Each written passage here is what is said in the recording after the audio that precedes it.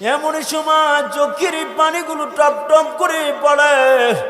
ওই এক ফোঁটা পানি আব্দুল আজিজ মুহাদ্দিসে দেলবি রহমাতুল্লাহ আলাইহি নিয়া ওনার যন্ত্রণার জায়গায় যখন লাগাই দিছে, সঙ্গে সঙ্গে ওই যন্ত্রণা মুহূর্তের মধ্যে বন্ধ হয়ে গেছে।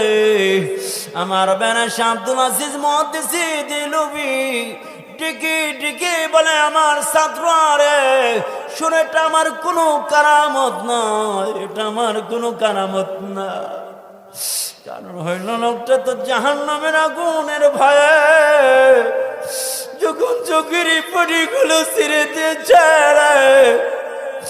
কারণ আল্লাহর ওয়াদা রয়েছে, মান বাকা মিন খাশিয়াতিল্লাহ।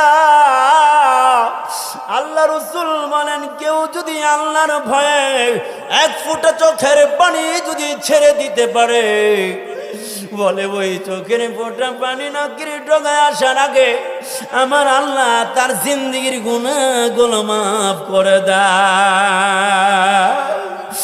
আমার বেড়ারে কবর এমন একটা জায়গা, কবর পড়তে দিন ডেকে ডেকে বলে, আনা বাইতুল ওয়াদা, আনা বাইতুল যুলমা, আনা বাইতুদ দুদা।